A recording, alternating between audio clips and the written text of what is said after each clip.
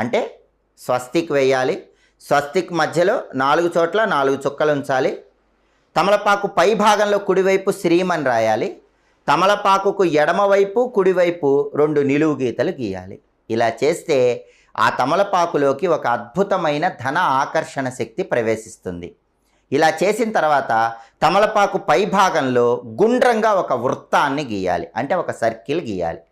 ఇవన్నీ చేసినప్పుడు ఇది ధనాకర్షణ కలిగింపజేసే తమలపాకు అవుతుంది.